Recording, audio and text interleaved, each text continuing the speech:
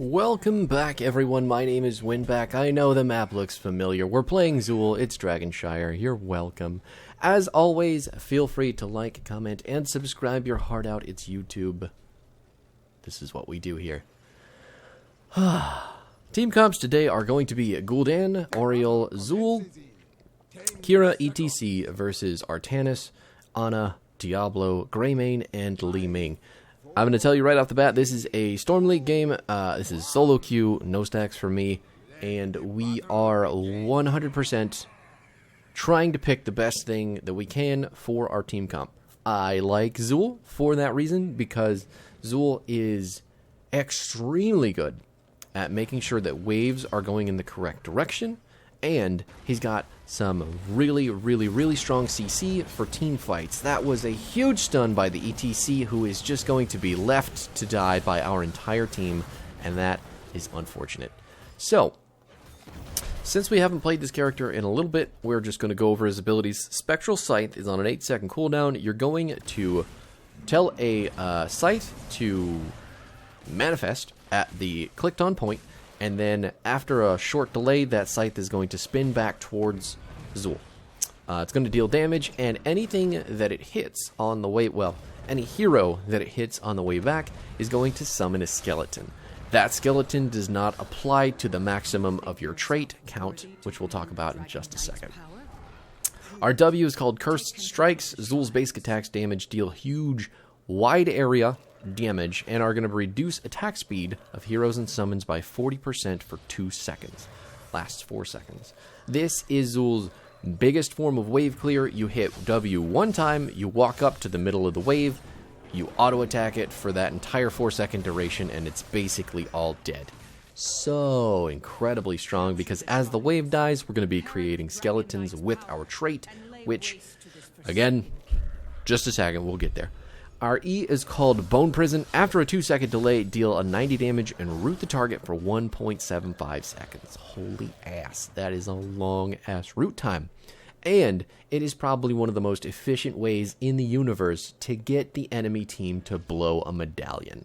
I cannot tell you how often people just panic when they get a Bone Prison and they're like, holy shit, I'm going to be rooted for 20 years. I better pop my 5-minute cooldown and stop this from happening. Now, the other good thing to know about Bone Prison is that the ability itself not only roots, but any skeletons that you have out during the root are going to fixate on the target that is rooted. So, leading into our trait, when an enemy minion nearby dies, it's going to become Skeletal Warrior. It's got a little bit of health, does a little bit of damage.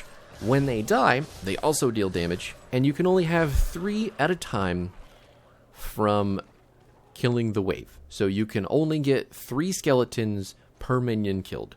Now, that cap can be increased by talents, and it also can be increased by the number of heroes that you hit with your Q.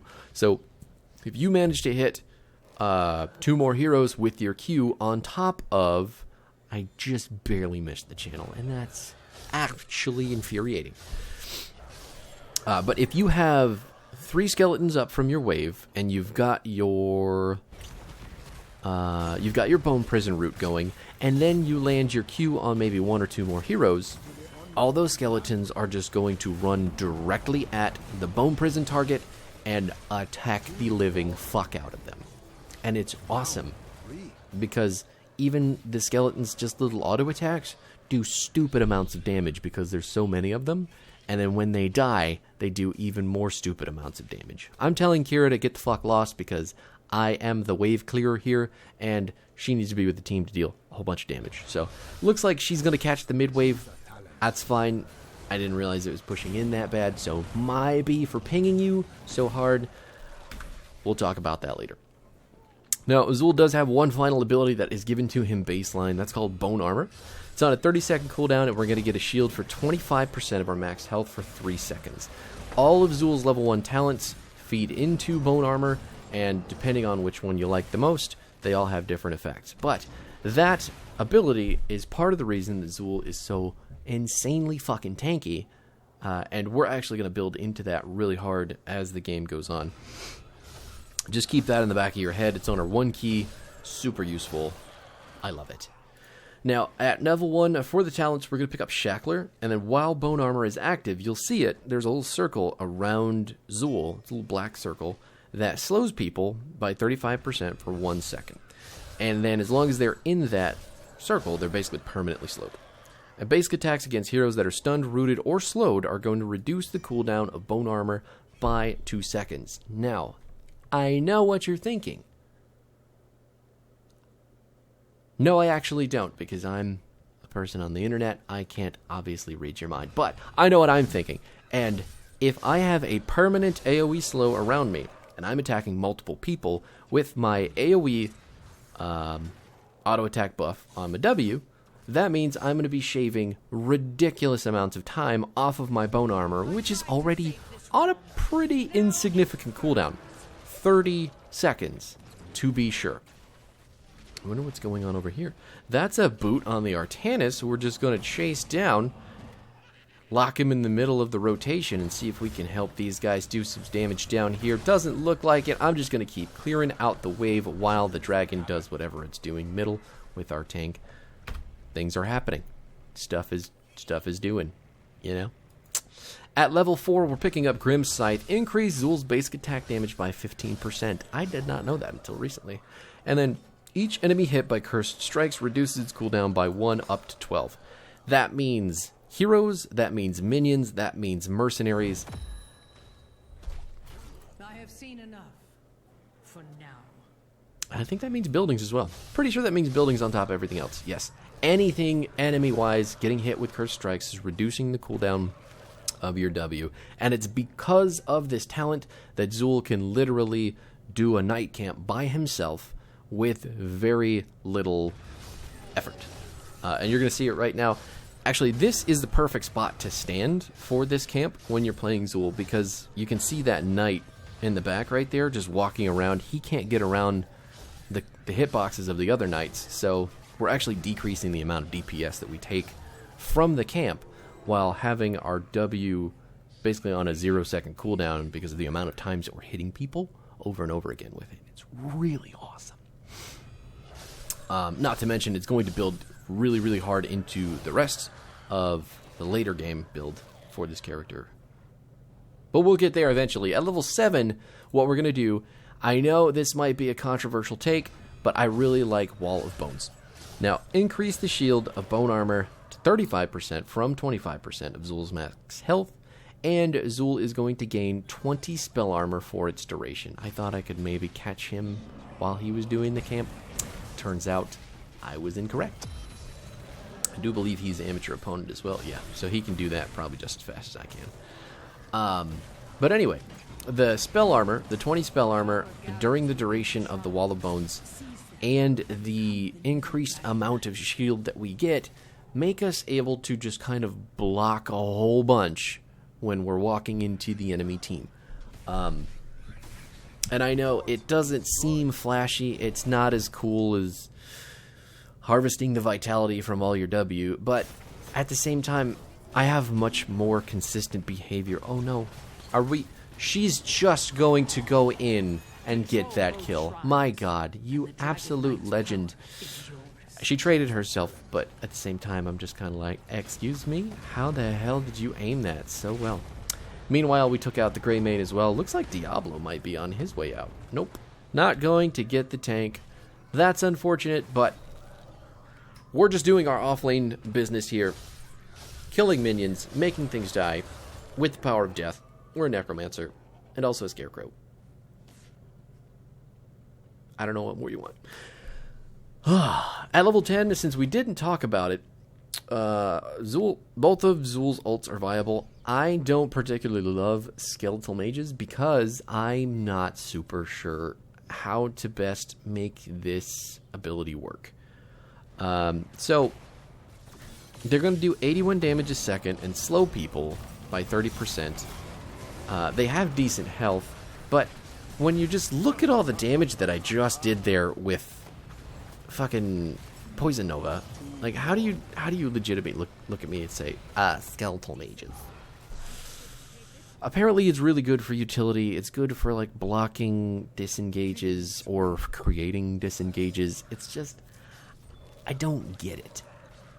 Because the skeletons all attack whatever the fuck they want to. Maybe they attack the fixated target from the root. We're going to try to slow down Greymane's auto attack speed here.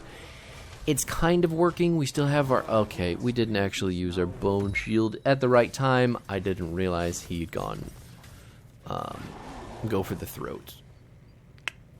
So that kind of sucks. Oh, but look! Here comes our Ariel with the Resurrect, and immediately the trade is worth it, because fuck you, Greymane. I've got an angel on my team, and she likes me. Okay, well, then our tank dies, and everything gets a little bit more sad in the world. Kira getting dropped onto the other side of the team, enemy team, and now their whole game plan is just falling apart because that poorly timed medallion did not get acted upon. Oh my god, you poor people. You poor people. Oh, it's good to, you know, unhinge Kira, but at the same time, it's like you gotta make sure that you're doing something with it. At 13, we're picking up Rapid Harvest, gain 5% attack speed each time Curse Strike hits an enemy. Again, any enemy, up to 75%, so Zool can slap like a motherfucker at level 13. At level 16, I think you've got a choice. I know if you're building W, a lot of people like to just keep on building into W, but I think Bone Spear is completely viable, especially in situations where you need to clear safely.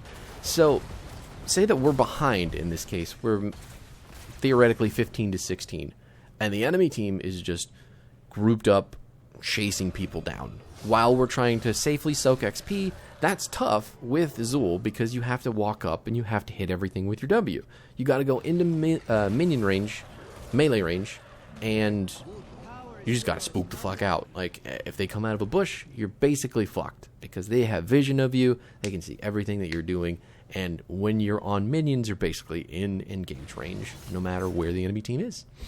But when you take Bone Spear, you can throw the spear at the wave with your Q, and basically clear the entire thing, get all the XP soaked pretty easy. We're just taking this Merc camp so fast. I love this about Zool. Only character in the game I know that will take the night camp so easily. Oh. Sorry, I just peeked a little bit from that mosh pit. My god. And the Resurrect is just bringing the Kira right back to life. It's actual perfection how well this team comp is working together. And this is just 5 random-ass people, BT dubs. Like, I love it! But anyway, the Q and the Bone Spear together, clearing waves super fast. It's chef's kiss. And again, since it's working so good to clear waves from safety, I think it's completely viable. I have 4 people up here on my team going into the enemy, so we're going to watch... Oh no. We're going to watch Kira. Nope, she's dead as well. I may have done a bit of a bad and left my team to die. Just left my team to die while being a little overly focused on the macro. We got 2 keeps, though, so can I really be super upset? I don't think so. At level 20, I am going to be taking Kaelin's Edict. Kaelin's Edict is going to decrease the cooldown of Bone Armor and our heroic ability by 1.5% anytime a skeletal warrior deals damage. Now, why am I taking that over Andariel's Visage, which is the heal? Because the heal only happens over 10 seconds, and with the insanely aggressive way that I like to run at the enemy team, I lose all of my health in a very small duration. So, yeah, you can see why 10 seconds doesn't really work for me when it comes to healing. Choose a talent. It's been fun. It's kind of memey in situations. Not in love with it otherwise. Kaelin's Edict, however, reducing the cooldown of the abilities that I've basically built my entire kit around. I'm not standing on the point, even though my circle is in that circle. Really upset about that. I think they're going to get this dragon because there's nothing that we can do to stop it. Oh my god, we de-channeled. Thank god. My stupid fat feet that didn't stand on the point are not going to ruin the game for us. Just blasting everyone with the Poison Nova. Got the Bone Armor back up. Going to use that Spell Armor to block so much damage from the Go for the Throat. And I am going to walk away with less than 100 health. Tricking Greymane into thinking he could do the same dumb shit he did earlier. Oh, yeah.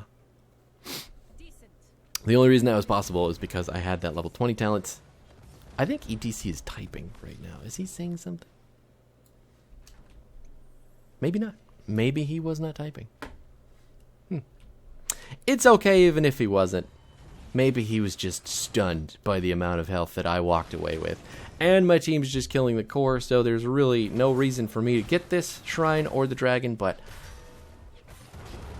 I just want to collect a shrine for the MVP thing. You know, the shrine collector, whatever that's called on this map. I don't know. I did macro. I wasn't supposed to be with the team at any point anyway. That's how this works. Jeej. Jeej indeed. Oh. He beat me in death for sure. I died one time. 19,000 soak, coupled with the 14,000 from Artanis. We wrecked the lanes on that map. The build again, in case you need, it's going to be Shackler at 1, Grim Scythe at 4, Wall of Bones at 7, Poison Nova at 10, Rapid Harvest at 13, Bone Spear, or the Weaken, what the hell is it? Curse of Frailty, I think it is, for your cursed strikes. Reducing damage on the enemy team is really good, especially if you're going into a heavy melee comp. Your cursed strikes reducing their damage is going to be really helpful. And then Kalen's Edict at 20 for the reduced cooldown on our bone armor and our ultimate. Coupled with the fact that we're reducing a lot of the cooldown of our bone armor just by hitting slowed and rooted targets, it's really good. Having this ability up as often as we can have it up with all these talents is so very integral to keeping Zool alive, keeping him tanky, keeping him happy. There is another build for Zool as well, which is more of a late game 4-man focused Zool, I think. But it's all about your Q, your Grim Scythe. So it's going to make additional scythes. Those scythes are going to slow. Basically, just creates a lot more skeletons. And then if you root somebody and you got all these fucking skeletons, they just descend and explode. And you get what I'm going with that. This is my favorite build for the character so far. Let me know what you think. I will be back tomorrow to continue on the week. But thank you so much for hanging out. Stick around to the end of the video if you're interested in the conclusion of that 2-sentence horror story. And I will see you in the next one.